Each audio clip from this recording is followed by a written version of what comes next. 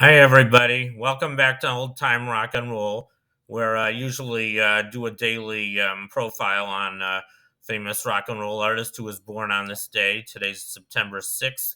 I haven't done this for a few days. My computer was in the shop, but it's back, and now I can make videos again. So today I'm going to profile Roger Waters. I think most of you have heard of him. He was one of the founding members and lead singer and guitarist of the famous band Pink Floyd. They were a very famous classic rock band. Some people think they're as good, maybe even better than Led Zeppelin. I don't really think so. I prefer Led Zeppelin, but a lot of people really like them. Anyway, here's a picture of Pink Floyd. And Pink Floyd had a series of successful albums. They didn't have very many hit songs, but they weren't really a top 40 band. But they have a lot of well-known songs. Probably their most well-known album was their first one called Dark Side of the Moon, or the first big one anyway. This came out in 1973. And this album, I believe, I know that in the 80s and 90s it held the record for having the most the most time on the charts of any album. I think something like 714 non-consecutive weeks between 1973 and 1988, somewhere around there.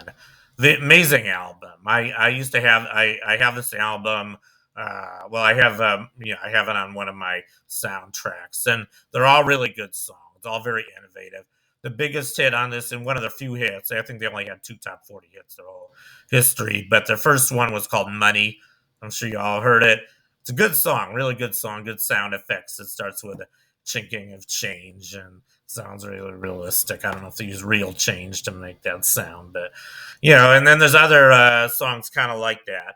And all their albums were concept albums. They were one of the first bands that released concept albums. The songs kind of blend into each other. So Money is the first song on the album. That's followed by I think Time. The beginning of Time, you hear a lot of clocks chiming, and then it kind of ticks, and it kind of sounds to me like the passage of time. I don't know if that makes sense, but until they start singing vocals, it sounds to me like kind of a audio rendition of time flowing. So I really like that song. They had a few other good songs on this album. They had Us and Them, which I guess is about struggles between opposing forces. They had a song called The Great Gig in the Sky. That's not one of my favorites. Sounds like one of the members is having a long orgasm to me. But I don't know. There's good songs on this album, and I think that's my favorite of their albums. Their next big album was called Wish You Were Here. This one came out in 1975. This had a few good songs on it.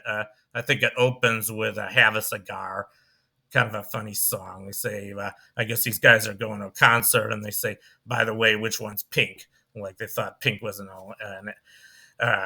member of Pink Floyd. I thought it was kind of funny. So there's good songs. Wish You Here's another good song. Then they had an album called Animals. I don't even know the songs on this album, but I remember when I was in high school, it was popular. Some of my friends bought this album. I don't even know if I'd recognize any of the songs. I don't think it was one of their biggest albums. Their biggest album in terms of sales, I believe, was this one called The Wall. It was a double album. I downloaded this album too. I really don't like it. I mean, I do like the main song. They actually had their only number one song on this album. I'm sure everybody knows this song. It's called Another Brick on the Wall. And it's a very angry song.